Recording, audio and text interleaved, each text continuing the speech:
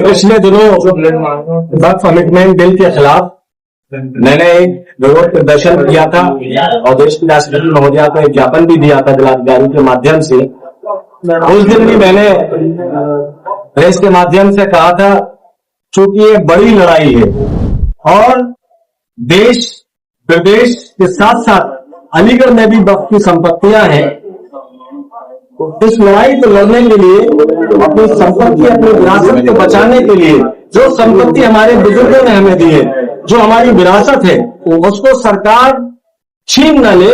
हम supreme court गए, वहां हमने याचिका दायर की है और जिस पर सुनवाई भी जल्द होगी। लिस्टिंग चल रही है और माननीय सर्वोच्च न्यायालय से उम्मीद है कि हमें न्याय मिलेगा, ये कानून रद्द होगा जो कि मुस्लिम समाज के खिलाफ।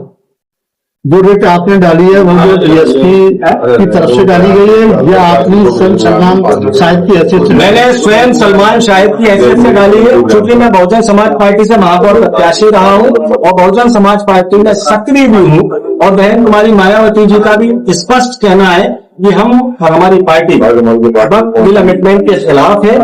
और चूंकि मैं दल से जुड़ा हूं और दल के लोग भी यहाँ मौजूद हैं, लेकिन मैंने ये writ as a Salman Shahid डाली है। पार्टी का मुझको पूर्ण समर्थन। अरे भारतीय जनता पार्टी लगातार करेगी, इससे गरीब मुसलमानों को, तमाम लोगों को फायदा होगा। ये जो है जमीन किसी की छीन नहीं जाती, लेकिन क्यों इसको ये गुमराह किया जा रहा है? सरकार का साफ मंशा है, जिन आर्टिकल्स का उल्लंघन किया है उसमें सरकार जमीन को छीनने का काम कर रही है। अगर गरीब मुसलमानों को लाभ देना था, गरीब मुसलमानों को मदद पहुंचानी थी, तो अगर वक्फ संपत्तियों के मामले में मदद पहुंचानी थी, तो किसी संपत्ति को अगर खुर्द किसी मुतवल्ली ने किया है तो कानून ऐसा बनाना था जिससे मुतवल्ली हटता। आप कानून ऐसा कैसे बना सकते हैं? मुतवल्ली तो छोड़िए, आप जमीन को ही छीनना चाहते हैं। ये जमीनें हमारे बुजुर्गों ने दी है, आज कोई व्यक्ति जमीन देने की स्थिति में नहीं है। जो हमारे बुजुर्ग हमारे लिए विरासत छोड़ गए, उस विरासत को बचाने की लड़ाई है, उस लड़ाई में अलीगढ़ पीछे नहीं हटेगा।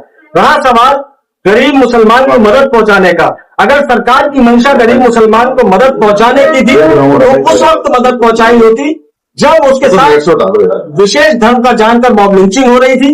ऐसा कानून बनाना चाहिए था संसद में कि लिंचिंग करने वाले लोग 100 बार सोचते, इस कानून के तहत हमको सजा मिलेगी। अगर मदद करनी ही थी, अगर मदद पहुंचानी ही थी, तो जो मुसलमानों के धार्मिक संस्थानों पर लगातार हमले हो रहे हैं, उनकी मस्जिदों पर दूसरे धर्म के झंडे फहराए जा रहे हैं, ऐसा कानून बनाना चाहिए था। एक हिंदुस्तान में सभी धर्म के लोग प्यार मोहब्बत के साथ रहते थे। सरकार ने बंटवारा किया है, सरकार ने समाज को बांटने का काम किया है और समाज को बांटने की यही उसी का भी एक ये वक्फ अमेंडमेंट बिल भी उसी का एक पार्ट है।